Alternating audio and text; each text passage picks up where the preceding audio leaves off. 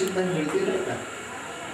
म्हणजे टीव्हीवर लागायची वाट नाही, बघितली तरी चालेल. कॅसेटच्या दुकानात धर्मात्मा चित्रपटाची तुम्हाला विश्वी मिळू शकते. त्याच्यामध्ये एकनाथ महाराजांचं काम फार मोठ्या माणसानं केलं आणि त्या मोठ्या माणसाचं नाव नटसम्राट बालगंधर्व. या नटसम्राट बालगंधर्वांनी काम केलेला चित्रपट आहे तो.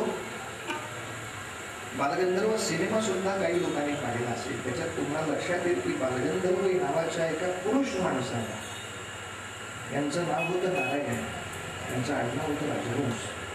हा माणूस पुरुष आहे, पण त्यांनी आयुष्यभर स्त्रियांच्याच भूमिका केल्या आणि ते इतके सुंदर स्त्री भूमिका करायची की बायका फसायच्या. पुरुष ते हळदी कुंकवाला जाऊन यायचे, पण करायचे नाही. असा बेमानून जबरदस्त नट होता. तर बालगंधर्वांनी खूपशा स्त्री भूमिकाच केल्या, पण काही पुरुष भूमिका केल्या. त्यातला हा सिनेमा आहे धर्मात्मा सिनेमा. त्यांनी एकनाथ महाराजांचं काम केलं. सांगायचं होतं ते असं की त्या कॅसेटमध्ये आपण पाहाल त्या सीडीमध्ये एक फार सुंदर दृश्य आहे. एकनाथ महाराजांनी अशी आपल्या अंगणामध्ये सगळ्यांची पंगत बसवली, जेवायला बसवले. श्रीमद भागवताचं त्यांच्याकडे समाप्ती आहे, पारणं आहे, सगळी जण जेवायला बसली आहे. आणि काही नाही, तो कॅमेरा आपला जेवणावरून ठेवतोय. त्याच्यामध्ये एक छोटीशी बहीण बसली, तिच्यापेक्षा एक छोटा भाऊ आहे आणि समोर पात्रावर ठेवले. त्या सगळ्यामध्ये ते दोघं जण जेवतात. त्या धाकट्या भावाला तो लाडू काही फोडता येत नाही. मग ती बहीण काय करते, पटदिशी तो लाडू घेते दातानेच फोडते आणि दाताने तोडलेला तिच्या तोंडात गेलेला तुकडा ती बाहेर काढते आणि भावाला बनवते. दृश्य पुरेस. तो लाडू तिनं उचलला, तिनं फोडला, तिच्या जिभेवर त्याचा तुकडा पडला. तिला काही कडू नव्हता लागला, तो गोडच होता. पण तिलाही भूक लागली होती, ती जेवायलाच बसली होती. पण तरी सुद्धा तिचं भावावर असं प्रेम आहे की ज्याच्यात तिला आनंद आहे, जे तिला हवं आहे, जे मिळालं तर तिला सुख मिळणार आहे, त्याचा ती सहज त्याग करते आणि त्याला देऊन टाकते. याच्यामध्ये मी त्याग करते अशी ही भावना नाहीये, उपकाराची भावना नाहीये. माझं नाव द्या तुमच्या लाडू देण्याला, असा म्हणजे आग्रहही नाहीये. मी काही भावासाठी मोठं करते. त्यातली सहजता हेच मोठेपणा. आणि सहजता तेव्हाच येते जेव्हा जीवात प्रेम आहे. माझं माझ्या घरावरती, माझं माझ्या देवावरती, माझं माझ्या संस्कृतीवरती जर प्रेम असेल तर त्याच्यासाठी त्याग हा सांगून जबरदस्तीनं असा नाही, सहज व्हायला पाहिजे. अरे हा त्याग आहे हेही मला माहीत नव्हतं, असं करायचं असतं का. आणि यासाठी रामायणामधला एक दृष्टांत पुरेसा आहे. गेले 6-7 दिवस त्या ठिकाणी कीर्तनाचा जो उत्सव चालू आहे त्या निमित्तानं वाल्मिकींच्या रामायणामधलं अयोध्याकांड आणि त्याच्यानंतर अरण्यकांड अशा 2 कांडांचा परामर्श रामचंद्रांच्या गुणांना डोळ्यासमोर ठेवून या ठिकाणी केला. आजच्याच दिवशी आलेले काही लोक आहेत, काय झालं 31 पासून इथे म्हणजे चौकशी उगाच करायला नको, सांगून टाकतो रिपोर्ट.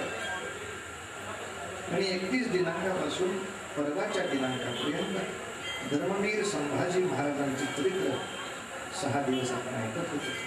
कालच्या दिवशी आपण सावता माळ्यांचं चरित्र ऐकलं आणि रामजन्माचं कीर्तन. आपण 6 दिवस जे संभाजी महाराजांचं चरित्र ऐकलं ते एकाच छोट्याशा शिडीमध्ये 3 तासाच्या आपल्याला उपलब्ध होईल. कीर्तन झाल्यानंतर 100 रुपयाला संभाजी महाराजांचं चरित्र जन्मभर ऐकायचं. चकट हो, 10 वेळा ऐकलं म्हणजे काय, 10 रुपयातच ऐकलं. आणि 100 लोकांनी ऐकलं म्हणजे रामाकडे बघितलं तर काय भोगाची मालिका. पण मनुष्य असा विचार करतो की सुखात जगण्यासाठी रावणासारखंच वागलं तर बरं आहे. पण रावणाला आयुष्यात वनवास नाही घ्यायला लागला. आयुष्य सुखाचं घडवायचं असेल तर कौरवांसारखं जगणं बरं आहे. पण कौरवांना वनवास नाही घ्यायला लागला. वनवास पांडवांना येतो, वनवास रामाला येतो. वनवास घेऊन मुला दारिद्र्य घेण्यापेक्षा ज्यांनी वनवास येणारच नाही असं रावणासारखं वाटलं तर काय हरकत. तर उत्तर असं लक्षात ठेवायचं की आपण नेहमी हिशोब एका जन्माचा करत नाही, पिढ्यांचा करतो. आपलं स्वतःवर नाही. आपण मगापासून मुद्दा घेतलाय, आपलं घरावर प्रेम आहे का, माझं माझ्या कुटुंबावर प्रेम आहे का. आणि हे असेल तर रामासारखंच वागावं लागेल. तर रामचंद्रांना एकट्याला वनवास झाला, 12 वर्षाचा झाला. पण त्याच्यानंतर रामचंद्रांच्या 12 पिढ्या राज्यावर राहिल्या एकट्याला. आणि रावणाच्या आयुष्यात वनवास नाही, पण रावणाचा एकही वंशज पुढे कुठल्याही वर्षात राज्यावर आला नाही. मग 100 वर्ष आपल्या पोराबाळांचं राज्य काढून टाकणं आणि पुढची 12 पिढ्या आपल्या पोरांना राज्य देणं, यात यशस्वी कोण? रामाचा वनवास का रावणाचा होतो? कौरवांना आयुष्यात कधीच वनवास नाही भोगायला लागला, पण आपली मुलं शिल्लकच नाही राहिली राज्यावर बसायला. कौरवांच्या राज्याला पुढचा वारस काय? आणि इकडे रावणाला वनवास नाही, पण एकही पिढी पुढची त्याचे राज्य करणारी नाही. कौरवांना वनवास नाही, पण एकही पोर शिल्लकच नाही. मग घरावर प्रेम जास्त कोणी केलं, रामाने का रावणाने? त्या परंपरेवर काय परिणाम होणार? पोरं बाकी पैसे वाचवताना सगळ्या पोराकाळाचा विचार करतात. 25 पिढ्या पुढे एवढा पैसा आणून ठेवतात, तरी चेहरा चिमणी करण्याचं पाप पहिलं आईबापच करतात. त्याला फारसं देऊन तुम्हाला जे कौतुक होतं, मला 5 रुपये पगार होता तरी मी कष्ट केले, मग फ्रीज घेतला, मला 10 रुपये मिळत होते तरी पैसे वाचवले, मग टीव्ही घेतला. हे पोरांनी कसं सांगायचं? टीव्ही तुम्ही आधी देताय, फ्रीज आधी देताय, भर दारूच्या बाटल्या, मा बायकोला स्वतः ते सगळं स्वतः आधीच कशाला करायचं? त्याला सांगायचं झंड्या, माझ्यासारखा दुर्दैवी बापच तुला मिळाला म्हणून काहीतरी तुझं करतो, पण पोराच्या फक्त मीठ भाकरीची सोय करावी. आणि त्याला सांगायचं श्रीखंड पुरी तुझी तू करून घे. तर त्या कमावल्याचा आनंद आहे, तर कष्टाचा आनंद आहे. कारण की बिना कष्टाची श्रीमंत आपण करतो मूर्खासारखी, मग ती उपभोगी. या नियमाने जर पाहिलं तर आपण घरावर प्रेम करायचं असेल तर रामचंद्राचा त्याग, लक्ष्मणाचा त्याग. पण राज्य एकट्या रामाने नाही सोडलं, लक्ष्मणाने पण सोडलं. भरताला राज्य मिळालं होतं तरी सोडलं, आणि 3 भाऊ सोडल्यामुळे शत्रुघ्नाने पण सोडलं. या त्यागमय जीवनातच आपण दाखवत असतो की माझ्यात काही दैवी सगुण प्रचंड आहेत, प्रचंड आहेत, प्रचंड आहेत. म्हणून त्याला सगुण रूप देवाचा सांगतात. एक फरक सांगू, निर्गुण आणि सगुणात फरक काय आहे? अगदी सोपा दृष्टांत माऊलींचा सांगतो. ज्ञानेश्वर माऊलींसारखं सोपं जगात कोणीच सांगत नाही. ती माऊलीच पातळ तूप म्हणजे निर्गुण, आणि खिजलेलं तूप म्हणजे सगुण. आता गोडी कशात?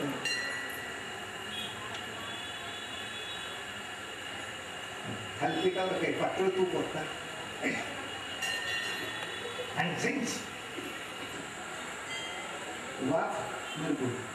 त्याचं बर्फात रूपांतर झालं सगुण. उन्हाळ्यात काय खातात?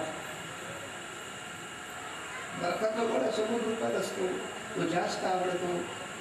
म्हणून हे निर्गुण परब्रह्म सगुणामध्ये आलेलं, त्याची वाट बघणारी एक अत्यंत वेगळी अशी भक्त रामायणामध्ये वर्णन केली आहे. सारे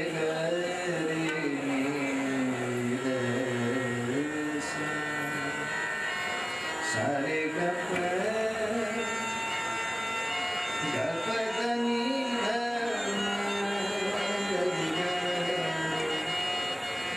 सारे गपद सारे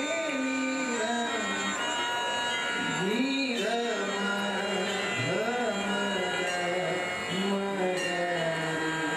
नीर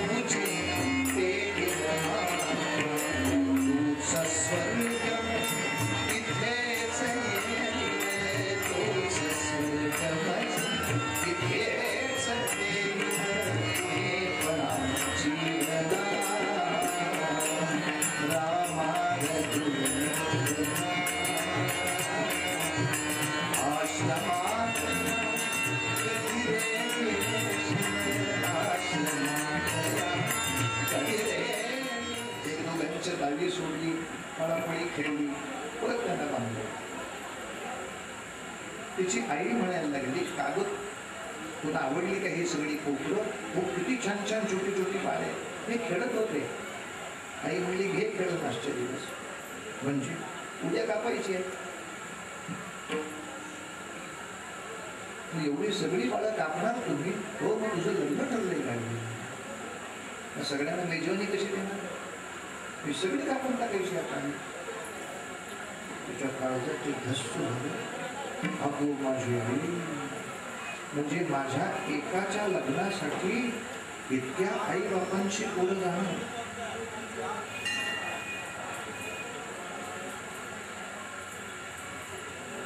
आपलं एक लाडाचं पोर साधं डोळ्या देखत आजारी पडलं तर आई बापाला सहन होत नाही.